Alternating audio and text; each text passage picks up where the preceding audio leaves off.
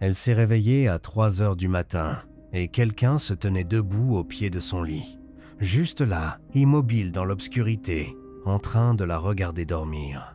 Une abonnée m'a envoyé cette histoire il y a quelques semaines et m'a demandé de la partager parce qu'elle ne comprend toujours pas ce qui s'est passé. Elle veut rester anonyme pour des raisons évidentes. Je vais vous raconter exactement ce qu'elle m'a raconté, avec ses propres mots. Ça lui est arrivé l'année dernière. Elle vivait seule dans un petit appartement au 3e étage d'un vieil immeuble. C'était la première fois qu'elle vivait complètement seule après l'université et elle était excitée par cette nouvelle indépendance. L'immeuble se trouvait dans un quartier calme où il ne se passait jamais vraiment rien. Des couples âgés, quelques étudiants, des professionnels qui travaillaient, des gens normaux qui menaient des vies normales. Son appartement avait un petit balcon qui donnait sur la rue et elle adorait s'y installer le soir avec un livre et une tasse de thé. Tout s'est bien passé pendant les premiers mois. Elle avait trouvé une routine qui lui semblait confortable et sécurisante. Le travail pendant la journée, la salle de sport le soir, retour à la maison vers 20h. Elle cuisinait son dîner, regardait quelque chose sur son ordinateur portable, se couchait vers 23h. Les week-ends, elle rendait visite à des amis où ils venaient chez elle. Une vie simple et paisible, exactement comme elle le voulait. Puis en octobre, de petites choses ont commencé à se produire. Des choses tellement minimes qu'au début elle pensait qu'elle les imaginait ou qu'elle était juste paranoïaque parce que c'était sa première expérience de vie seule. Une chaise dans sa cuisine, qu'elle était certaine d'avoir poussée contre la table, se retrouvait légèrement tirée quand elle rentrait du travail. Une fenêtre qu'elle se souvenait avoir fermée était entr'ouverte d'1 centimètre. Sa bouteille de shampoing dans la salle de bain était tournée dans une direction différente de celle où elle l'avait laissée le matin. Elle s'est convaincue qu'elle oubliait simplement ses petits gestes. Être qu'elle était plus fatiguée qu'elle ne le réalisait avec son nouveau travail. Être que sa routine n'était pas aussi fixe qu'elle le pensait. L'esprit humain joue des tours parfois, surtout quand on est stressé. Alors elle n'y a pas trop réfléchi et a continué sa vie normalement sans en parler à personne. Mais un soir de début novembre, elle est rentrée de la salle de sport vers 20h30 comme elle le faisait tous les jours de semaine. Elle a déverrouillé sa porte, est entrée et a immédiatement senti que quelque chose n'allait pas. Rien qu'elle pouvait voir ou identifier spécifiquement. Juste une sensation dans l'air. Cette impression qu'on a quand quelqu'un a été dans votre espace personnel sans permission. Quand l'énergie d'une pièce semble perturbée d'une manière qu'on ne peut pas vraiment expliquer. Elle a traversé son petit appartement lentement, son cœur commençant à battre plus vite, vérifiant chaque pièce avec une anxiété grandissante. Rien ne manquait à première vue. Rien n'était visiblement déplacé ou perturbé. Son ordinateur portable était toujours posé sur son bureau exactement là où elle l'avait laissé. Sa boîte à bijoux était intacte sur sa commode. Les fenêtres étaient toutes fermées et verrouillées de l'intérieur. La porte d'entrée était définitivement verrouillée quand elle était arrivée parce qu'elle avait utilisé sa clé. Tout avait l'air exactement comme elle l'avait laissé ce matin-là. Mais la sensation ne voulait pas partir. Elle a vérifié ses placards, regardé sous son lit, examiné la salle de bain. Rien. Elle était complètement seule dans l'appartement. Elle a essayé de se calmer en se faisant du thé et en se disant qu'elle était ridicule. C'était exactement le genre de paranoïa dans laquelle elle s'était promis de ne pas tomber en vivant seule. On dit toujours aux femmes d'avoir peur, et elle ne voulait pas vivre comme ça. Cette nuit-là, elle a eu du mal à s'endormir. Elle a gardé la porte de sa chambre fermée et verrouillée même si elle était seule, ce qu'elle ne faisait jamais d'habitude. Elle est restée allongée dans son lit à fixer le plafond, écoutant chaque son que faisait le vieil immeuble, les tuyaux qui craquaient, les voisins qui bougeaient à l'étage au-dessus, une voiture qui passait dans la rue en bas. Des sons normaux qui semblaient soudainement sinistres dans l'obscurité. Vers 3h du matin, elle s'est réveillée brusquement d'un sommeil léger. Sa chambre était sombre sauf pour une mince ligne de lumière de réverbère qui passait par l'espace entre ses rideaux. Et il y avait quelqu'un debout au pied de son lit. Une silhouette sombre, complètement immobile, juste là dans sa chambre en train de la regarder. Elle n'a pas pu crier. Sa gorge s'est complètement fermée et aucun son ne voulait sortir. Elle ne pouvait pas bouger non plus. Son corps était figé dans cet état de pure terreur où vos muscles refusent simplement de répondre. Elle ne pouvait que rester allongée là, fixant la silhouette, essayant de comprendre ce qu'elle voyait. La silhouette ne bougeait pas, ne parlait pas, restait juste là au pied de son lit comme une statue. Elle ne pouvait distinguer aucun trait dans l'obscurité, juste une ombre en forme humaine qui était plus sombre que l'obscurité environnante. Elle ne savait pas si c'était un homme ou une femme, ne savait pas s'ils étaient grands ou petits. Tout ce qu'elle savait, c'est que quelqu'un se trouvait dans sa chambre verrouillée au milieu de la nuit. Elle n'a aucune idée du temps qu'elle est restée allongée comme ça. Ça aurait pu être des secondes ou des minutes. Le temps avait cessé d'avoir un sens. Son esprit fonctionnait à toute vitesse, essayant de comprendre quoi faire. Son téléphone était en train de charger sur sa table de nuit juste à côté de son lit. Si elle pouvait juste tendre la main, l'attraper, appeler à l'aide, mais elle était terrifiée à l'idée que n'importe quel mouvement fasse réagir la silhouette. Puis lentement, très lentement, la silhouette a commencé à bouger, pas vers elle, ce qui était ce qu'elle craignait le plus. Elle s'est déplacée sur le côté, vers la porte de sa chambre. Elle bougeait avec une fluidité anormale, comme si elle glissait plutôt que marchait, sans faire le moindre son. Pas de pas, pas de respiration, rien. Elle a regardé la forme sombre atteindre la porte de sa chambre, qu'elle avait verrouillée de l'intérieur. La porte était toujours fermée, toujours verrouillée, mais d'une manière ou d'une autre, la silhouette semblait passer à travers ou peu, être qu'elle s'est ouverte silencieusement d'une façon qu'elle ne pouvait pas voir dans l'obscurité. Un moment, elle était là. Le moment suivant, elle avait disparu. Elle est restée figée dans son lit pendant des heures après ça, trop terrifiée pour bouger, trop terrifiée pour vérifier si la porte était toujours verrouillée, trop terrifiée pour faire quoi que ce soit d'autre que rester allongée là à attendre le matin.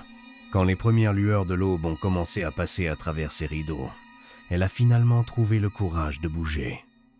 Tout son corps tremblait quand elle a tendu la main vers son téléphone. La première chose qu'elle a faite a été de vérifier la porte de sa chambre. Elle était toujours verrouillée de l'intérieur exactement comme elle l'avait laissée. Elle l'a déverrouillée et a parcouru son appartement pièce par pièce. Elle était seule. La porte d'entrée était toujours verrouillée avec la chaîne mise. Toutes les fenêtres étaient fermées et verrouillées. Il n'y avait aucun moyen pour quelqu'un d'entrer ou de sortir. Elle s'est dit que ça devait être un rêve, une hallucination provoquée par le stress et la paranoïa qui s'étaient accumulés au cours des dernières semaines. De la paralysie du sommeil ou quelque chose comme ça. Elle avait entendu parler de gens qui vivaient des hallucinations vives pendant la paralysie du sommeil. Ça devait être l'explication. Mais ensuite, elle est entrée dans sa salle de bain et a vu quelque chose qui a glacé son sang. Sa brosse à dents était posée du mauvais côté du lavabo. Elle la gardait toujours du côté droit à côté de son dentifrice. Maintenant, elle était à gauche. Et elle était humide, comme si quelqu'un venait de l'utiliser. Elle a fait un sac immédiatement et est allée rester chez une amie.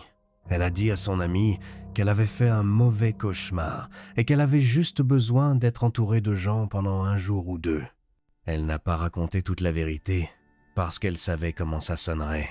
Fou, paranoïaque. Elle n'y croyait même pas complètement elle-même. Après quelques jours chez son amie, elle s'est de nouveau convaincue qu'elle devait avoir rêvé ou halluciné. Peut être qu'elle avait utilisé sa brosse à dents ce matin-là dans un état de confusion et ne s'en souvenait pas. Peut être que le stress de vivre seule l'affectait plus qu'elle ne voulait l'admettre. Elle a décidé de retourner dans son appartement, mais elle a fait installer de nouvelles serrures sur sa porte d'abord. Des verrous de haute sécurité qui la faisaient se sentir plus en sécurité. Pendant environ 2 semaines, rien ne s'est passé. La vie est revenue à la normale. Elle a recommencé à se détendre et à se sentir idiote d'avoir eu si peur. Les nouvelles serrures l'aidaient à mieux dormir la nuit. Elle en a même ri avec son amie, faisant des blagues sur son imagination débordante. Puis un soir de fin novembre, elle est rentrée chez elle pour trouver une note sur le comptoir de sa cuisine. Un petit morceau de papier plié en 2. Elle a su immédiatement qu'elle ne l'avait pas laissé là. Elle s'en est approchée lentement, son cœur battant la chamade, et l'a ouvert avec des mains tremblantes. La note disait en lettres manuscrites « Tu as l'air paisible quand tu dors ». Elle a attrapé son téléphone et a appelé la police directement depuis sa cuisine. 2 agents sont venus en moins de 20 minutes et elle leur a montré la note. Elle leur a tout raconté. Les petites choses qui avaient été déplacées au cours des derniers mois. La sensation que quelqu'un avait été dans son appartement. La silhouette au pied de son lit. La brosse à dents. Tout. Les agents étaient professionnels, mais elle pouvait voir le scepticisme dans leurs yeux. Ils ont fouillé son appartement minutieusement. Ils ont vérifié toutes les fenêtres et la porte. Ils ont examiné les serrures. Tout était sécurisé. Il n'y avait aucun signe d'effraction nulle part. Aucune empreinte digitale sur la note sauf les siennes. Aucune preuve que quelqu'un d'autre avait été dans l'appartement. Un des agents a suggéré gentiment que être quelqu'un lui jouait un tour. Peut être un ami qui avait une copie de sa clé. Elle a insisté sur le fait que personne n'avait de copie. L'agent a alors suggéré que elle était sous beaucoup de stress et devrait envisager de parler à quelqu'un. Un thérapeute peut être. Elle a réalisé qu'il pensait qu'elle avait écrit la note elle-même pendant une sorte d'épisode. Après le départ de la police, elle s'est assise sur son canapé en se sentant complètement impuissante. Soit elle perdait la tête, soit quelqu'un avait accès à son appartement d'une manière impossible à détecter. Elle ne savait pas quelle option était la pire. Elle a installé une caméra dans son salon le lendemain. Une petite caméra sans fil qui enregistrait sur le cloud et envoyait des alertes à son téléphone quand elle détectait un mouvement. Elle l'a pointée vers sa porte d'entrée pour pouvoir voir si quelqu'un entrait pendant son absence. Pendant 3 jours, la caméra n'a rien montré d'inhabituel. Juste elle qui partait le matin et rentrait le soir. Puis le 4e jour, elle a reçu une alerte de mouvement sur son téléphone pendant qu'elle était au travail. Elle a ouvert l'application immédiatement, ses mains tremblant, la caméra a montré son salon vide. Sa porte d'entrée était fermée. Mais en regardant, en rembobinant les images pour voir ce qui avait déclenché l'alerte, elle a vu quelque chose qui l'a rendue physiquement malade. La caméra avait capté un mouvement, mais pas à la porte. Le mouvement était la caméra elle-même qui était lentement tournée pour faire face au mur. Dans les images, l'image pivotait progressivement jusqu'à ce que tout ce qu'on puisse voir soit le mur blanc de son salon. Quelqu'un s'était approché de la caméra et l'avait délibérément pointé ailleurs. Mais voici ce qui rendait ça vraiment terrifiant. Au moment où la caméra était déplacée, on pouvait voir juste pendant quelques secondes un reflet dans l'écran noir de sa télé qui était monté sur le mur opposé.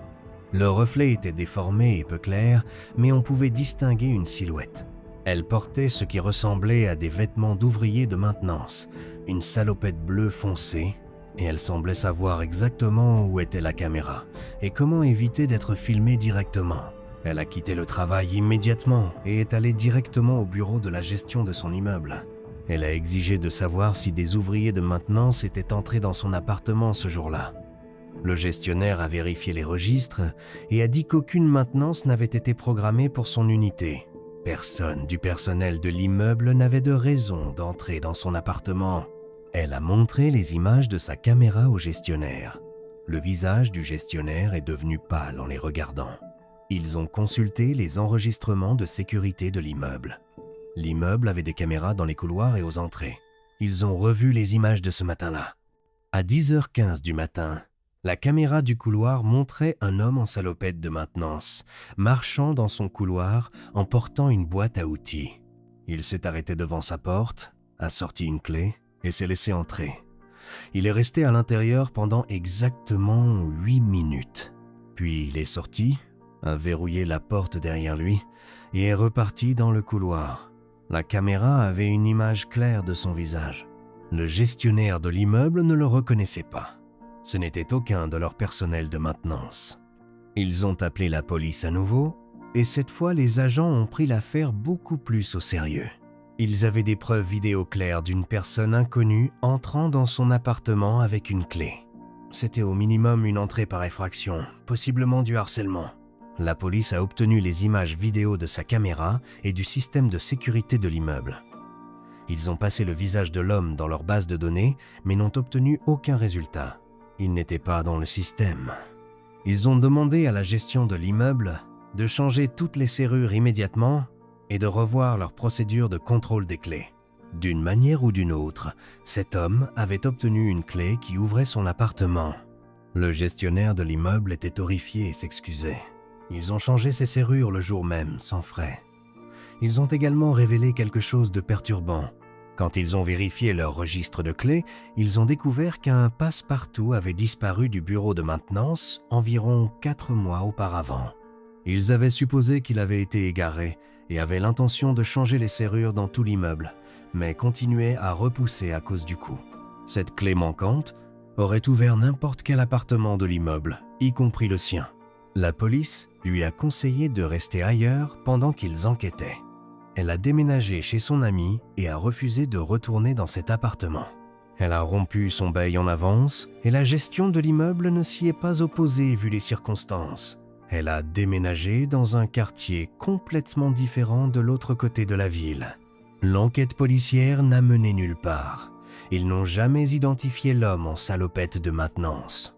Ils ont vérifié s'il était entré dans d'autres appartements de l'immeuble, mais les caméras du couloir ne couvraient que certaines sections et il y avait des angles morts. Ils ne pouvaient pas confirmer si elle était sa seule cible ou s'il avait accédé à d'autres unités également. L'immeuble a fait un changement massif de serrure pour tous les appartements après l'incident. Elle ne sait toujours pas qui il était ni pourquoi il entrait dans son appartement. Elle ne sait pas combien de fois il était entré pendant qu'elle dormait ou était au travail. Elle ne sait pas si c'est lui qui a laissé la note ou si c'était quelque chose de séparé d'une certaine manière. Elle ne sait pas ce qu'il voulait ni ce qu'il prévoyait de faire. Le pire, dit-elle, c'est qu'elle n'aura jamais de réponse. Il est toujours quelque part là-bas. Peut-être qu'il s'est déplacé vers un autre immeuble, une autre victime. Peut-être qu'il a abandonné. Elle n'en a aucune idée. Elle vit maintenant avec une meilleure sécurité. Plusieurs verrous, des caméras, et elle ne vit plus jamais au rez-de-chaussée. Mais elle dit qu'elle ne se sentira plus jamais complètement en sécurité dans son propre logement. Elle se réveille encore parfois au milieu de la nuit avec l'image de cette silhouette sombre debout au pied de son lit. Elle se demande encore si c'était vraiment lui cette nuit-là ou si son esprit lui jouait des tours. Elle se demande combien de nuits il est resté là à la regarder dormir avant qu'elle ne se réveille finalement et le voie. C'est son histoire. Elle voulait que je la partage parce qu'elle veut que d'autres personnes, surtout les femmes qui vivent seules, fassent confiance à leurs instincts. Ces petites choses qui semblaient anormales n'étaient pas son imagination. Son intuition que quelqu'un avait été dans son espace avait raison. Elle a ignoré les signes pendant trop longtemps parce qu'elle ne voulait pas sembler paranoïaque ou folle. Si quelque chose vous semble anormal dans votre logement, c'est probablement le cas. Installez des caméras. Changez vos serrures. Parlez-en aux gens. Ne minimisez pas vos propres sentiments juste parce que vous ne pouvez pas encore les prouver. Ses instincts essayaient de la prévenir pendant des mois, et elle s'est raisonnée pour ne pas les écouter, parce qu'elle ne voulait pas être cette femme effrayée qui vit seule. Elle veut aussi rappeler aux gens de vérifier les procédures de contrôle des clés de leur immeuble. Demandez combien de passe-partout existent et qui y a accès. Demandez quand les serrures ont été changées pour la dernière fois. Ne supposez pas que juste parce que votre porte est verrouillée, vous êtes en sécurité si la gestion de l'immeuble a de mauvaises pratiques de sécurité. Elle va mieux maintenant, mais elle dit qu'elle ne sera jamais la même personne qu'elle était avant. Ce sentiment de sécurité dans son propre logement, une fois qu'il est violé, est presque impossible à récupérer complètement. Elle dort avec la porte de sa chambre verrouillée chaque nuit. Elle vérifie chaque pièce quand elle rentre chez elle. Elle remarque chaque petit détail pour s'assurer que rien n'a été déplacé. Et parfois, tard, dans la nuit, elle se demande encore s'il pense à elle, s'il se souvient de son appartement, s'il sait où elle vit maintenant. La police lui a dit qu'il était peu probable qu'ils puissent la retrouver, mais ils ne peuvent pas le garantir. Alors elle vit avec cette incertitude, cette peur de bas niveau qui ne disparaît jamais complètement. C'est pourquoi elle voulait que cette histoire soit partagée. Pas pour de la sympathie, mais comme un avertissement. Parce que quelque part, là-bas, il pourrait y avoir quelqu'un d'autre qui vit les mêmes petites choses étranges dans son appartement, quelqu'un d'autre qui ignore ses instincts, quelqu'un d'autre qui n'a aucune idée qu'un étranger a une clé de son logement et entre pendant qu'elle dort. Faites confiance à votre instinct. Restez en sécurité. Et toujours, toujours changez vos serrures.